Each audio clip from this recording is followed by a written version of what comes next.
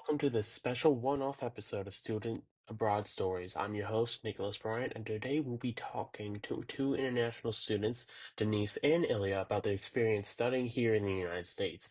We're going to dive into what surprised them the most, the challenges they face, and what it's really like to adjust to a whole new country. Thanks for listening. Let's get started.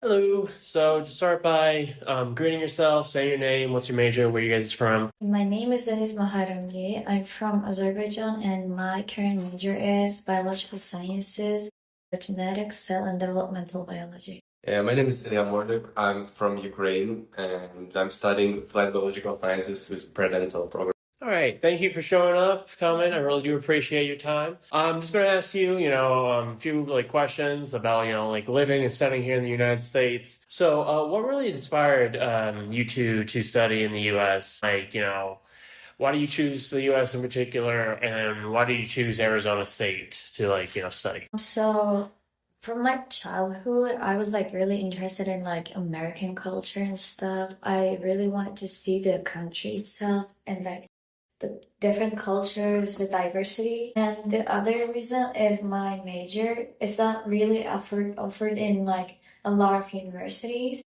but it was offered in ASU, so I just chose ASU. I get you. Yeah, for me, I was just same interested in US because my one of the favorite countries, and also I chose ASU because of the prenatal program, because of the professors, and of course because of technologies, and with American certificate of study, I can work everywhere and live everywhere in all countries.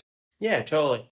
So, what was your first impressions when you arrived here in the United States? Yeah, fresh off the plane. What were you thinking? Was it different from you expected? Hey, this is just what I heard about. The media and whatnot. So back in my country, there's not a lot of diversity, culture diversity.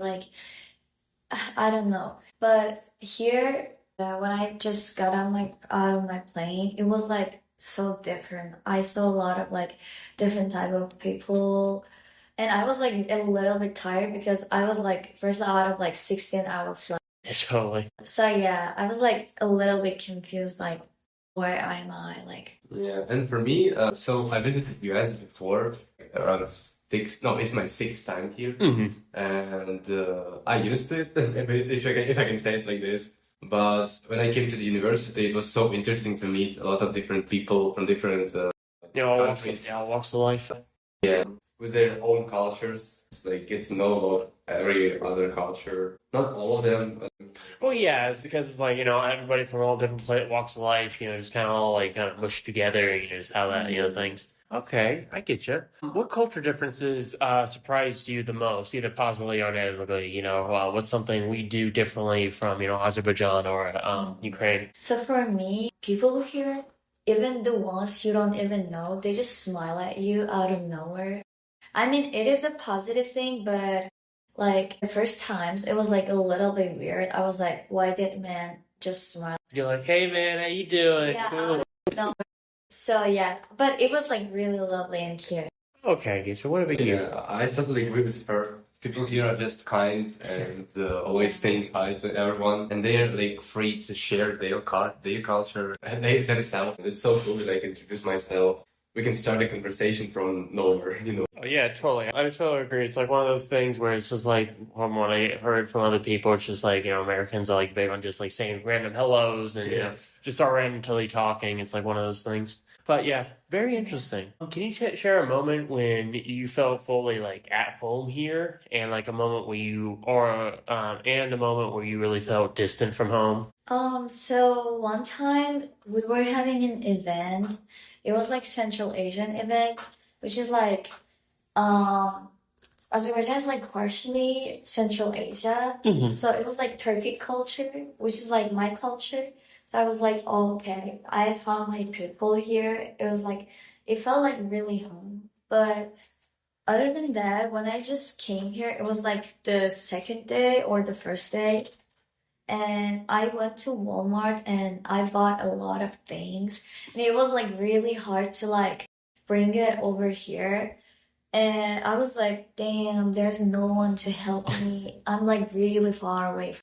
Yeah, I mean, yeah, that totally makes sense because it's like you're going from like, where you've been all your life to it's like, hey, new place, have fun. You got this. Yeah. What about you, Ilya? Yeah, for me, when I felt fully at home here, maybe in the first week, when I got a lot of new friends, like I don't know, because back at home in Ukraine, I have a lot of friends. Now they're spread around the world, but here I made a lot of new friends, and it made me feel as I'm at home, I think. And also, I'm always calling my parents and texting them, telling them everything was going on here. Oh, yeah, totally. So you're always staying connected, you know what I mean? Yeah. My family, they're telling me the same about Ukraine, about home, what's going on. Yeah. So you still always like stay connected, so it never feels like, you're fully, going. Yeah, I totally agree. That's really great. I know I do that with my family too, but, I'm not, all across that distance, but, I'm, so far away. So, yeah. What has been a biggest academic adjustment compared to your home country and like the education system? Like how is like our schooling here differently? I know we're like in college, so it is different from like, in like high school, but like I do know some places do like, point system for like grades instead of having like A, B, and C. So what's like something that was like really oh wow, you guys do that, So like since I'm like biological sciences major, I have like a lot of labs, but back in my country, we don't really have labs in high school or any part of like school lab. So it was like a little bit hard for me to do that because it was like new environment. It was like new class for me. All we do in Azerbaijan is like read from books, do PowerPoints and stuff, but no lab. No like hands-on experience. It's like all like secondary learning.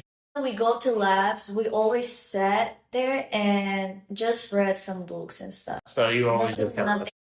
yeah, I totally get that. So now it's just like, you hear it's like everything's like hands-on and, Yeah. doing everything. Again, I totally agree with her. What she said, because in our country it's like literally the same. And I'm also studying biological sciences, so that's why we have two labs and everything. And it's so interesting. I was like surprised at their like education system when you're choosing your classes which you need, and you're not taking classes which you don't need. Because in our high schools, you're just studying everything. Oh, so it's like instead of like focus on like what you actually need, you got okay. Just everything. For example, I finished physics, but I'm not sure if I need it here. Maybe I don't need it here at all. Yeah, that totally makes sense, especially like if you're going like biology, it's like you don't really need to physics too much. Yeah. So what's some challenges you face like related to language communication and like making friends, and like how did you like overcome that? Because like I know it's like English is teach all like secondary language all over the world, but it's just like learning it in like classroom and then like actually coming and being immersed to it, like it is a bit different. So here at ASU, it's actually like really easy to make friends, like even if you're like international student or like students from here. But the thing that was hard for me was the way people were speaking, because the accents were like crazy. I was like, what are they talking about? It was like totally different from like I was speaking. Really, it was so different. So I was like, okay, I have to lock in and like really listen to them to understand everything, single thing. So like They were talking so fast. And they have like you guys have like different accents, like New York accent and stuff, California accent. I was like, okay, they have different accents. They have different like speed of the like talking, and the slang words. I'm actually really good at like slang words because of the social media. Here it's like another level. I had to like study to like understand the slang words. Yeah. I mean, I feel like all of the people from different like parts of the US, from different cities and states, they have their own slang words, and yeah, that's so hard. And some people who is from Mexico or something like Miami or California, they're sometimes speaking Spanish, and some guys just putting random Spanish words. Yeah, like make sure that. Yeah, I have heard that before. Like like together with slang, it's like totally. Yeah, because I did hear that's one of the things that they kind of don't really teach you when you're like learning just any language. Just from in classroom is like you don't really learn like the whole slang and like how it uses casually. You always kind of learn the proper tone, even if most people don't really even speak like it properly. Yeah, from the different countries, like whose language, like whose English, like Yeah. third or second language, they're speaking with different accents from that country. It's also more harder Yeah. in American. Especially when texting, people use a lot of slang words. Yeah, so it's just feel like Yeah, like literally. yeah, totally. That's something that totally makes sense. So, how has studying in the United States changed your perspective about your own culture and It honestly, it didn't change for me. Like, I'm like really close with my culture, so I don't think it's gonna ever change. Yeah, I think I totally get it. I think it's the same, but I think the most important thing that I can introduce myself is my culture and tell some people who is interested in this. And in ASU, there are a lot of people who are interested in the different country cultures. So I can just tell them about our culture, national different things and everything. Yeah, your national identity and just explaining all of that. Okay, I totally understand. What's one misconception people in the U.S. often have about your home country? So most people here don't really know Azerbaijan, but even they know, they're always like, oh, so if you're from Azerbaijan, so you're Muslim. I'm like, no, I'm not Muslim, and Azerbaijan is not a like Muslim country. We actually have like a lot of different kind of religions, cultures. There's a thing called mountain Jews, which is like you can only find in either Azerbaijan or Israel itself.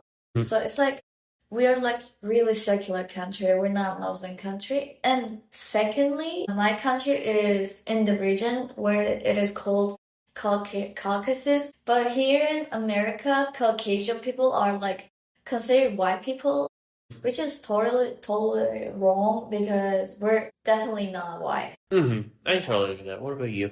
About me, I think I can say that, for example, people know Ukraine because of the war that's going on right now, and like like a lot of Americans think that we're really like the same with Russians, but in speaking with me and I'm telling them all different things about our country, after this they can understand and find that we're totally different and we have different cultures.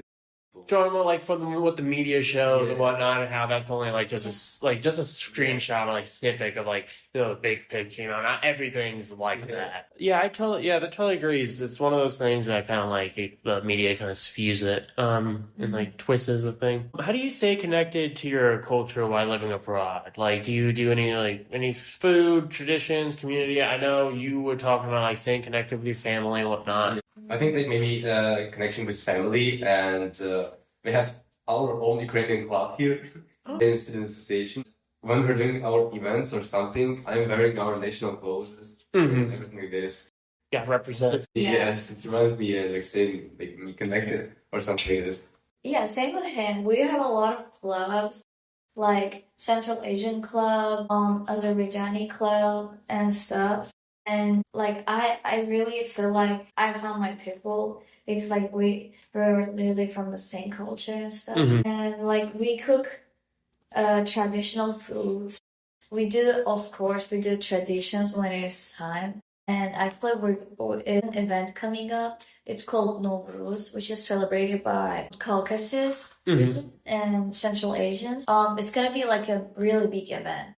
Nice. So really kind of doing that. Yeah, I mean, that is one way since, it's like can be like a refresher because it's like, being like talking with all these people and like, hey, going person who really understands, like, since you both come from like the same place, it's like something you're really able to like fully connect with. And the last question, looking ahead, do you think this experience would influence your career or future plans? I know you were talking about a little bit about how having an American degree opens a lot of doors. Do you plan to stay in the States, going back to your guys' home countries, somewhere else? Yeah, I feel like, so first of all, I need to study here in university for 4 years.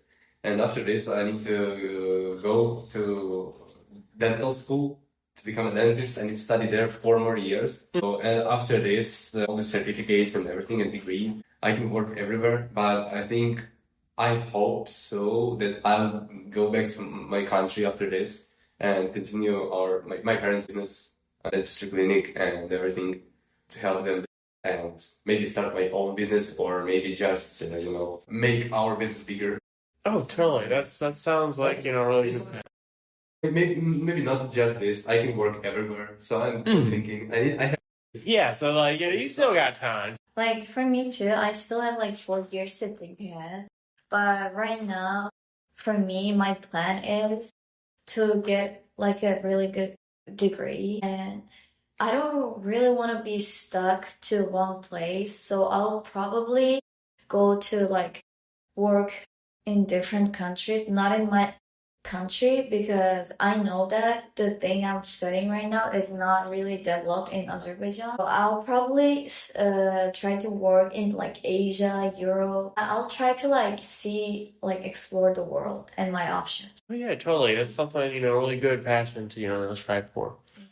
Well, that's all the questions I have. I just want to thank again for giving your time and whatnot. I do appreciate you guys, coming down here and, answering that.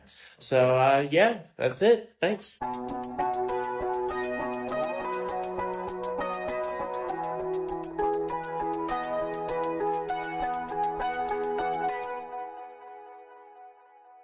That wraps up today's episode. A huge thanks to Denise and Ilya for sharing their stories and giving us an honest look at life as an international student in the United States. Thank you to everybody who tuned in. I hope you joined the conversations and learned something new. This has been Student Abroad Stories, and I'll catch you next time. Goodbye.